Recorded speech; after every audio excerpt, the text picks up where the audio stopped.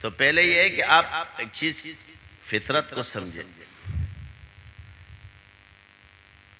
اور فطرت یہ ہے کہ ہم انسان جتنے ہیں اس وقت یہ ایک لحاظ سے پہلے ایک برابر ہے۔ انسان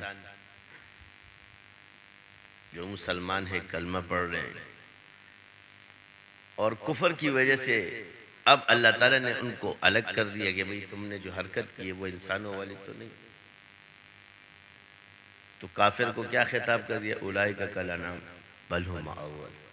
اس سے یہ نہیں کہ میں متکبر ہو جاؤں اور اس کو حقیر سمجھنا شروع کر دوں، ورنہ میں بھی چلا جاؤں۔ تو اس سے ثابت ہو گیا کہ ایمان جانے سے انسان جانوروں سے بھی بدتر ہو جاتا ہے اللہ کے ہاں، اور تکبر آنے سے انسان ذلیل ہو جاتا ہے۔ تو دنیا میں ایک مسلط ہونا کسی اور کا، یعنی ایک چیز آپ کے پاس تھی چلی آ رہی تھی، نعمت تھی اللہ کی، 1400 سال سے تھی، لیکن یہ اغیار کے پاس کیوں چلی گئی؟ دنیا کی حکومت اللہ نے مسلمانوں کو دی، لیکن یہ اغیار کے پاس کیوں گئی؟ اس کی ایک وجہ تکبر بھی ہے کہ ہر آدمی اور ہر بادشاہ متکبر ہو گیا تھا، اور جب انسان تکبر کرتا ہے تو پھر اس سے کمتر کو اس پہ مسلط کرتا۔ تکبر ایک ایسی بیماری ہے کہ یہ بادشاہوں کی بادشاہت آ گئی، یعنی عزت چھن جاتی ہے، مرتبے چھن جاتے ہیں۔ اور یہ تکبر اگر اہل علم کے اندر آئے یا صوفیہ اپنے آپ کو کہیں تو ان کا بھی یہی حال ہے۔ اس بیماری کو ختم کرنے کے لیے اب تکبر کیا صرف اس چیز کا نام ہے،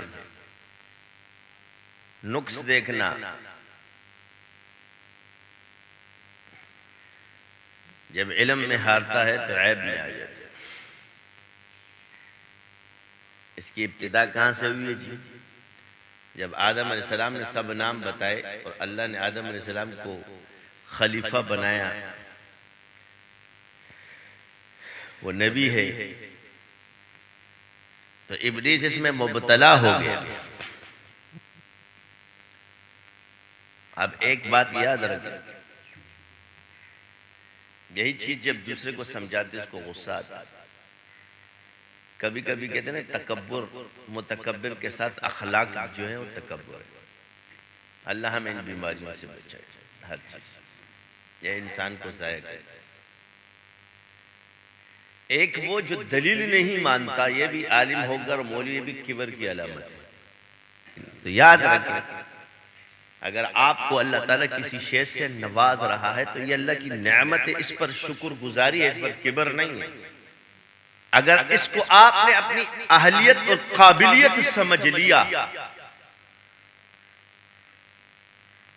بس یہیں سے آپ کی تباہی ہوئی۔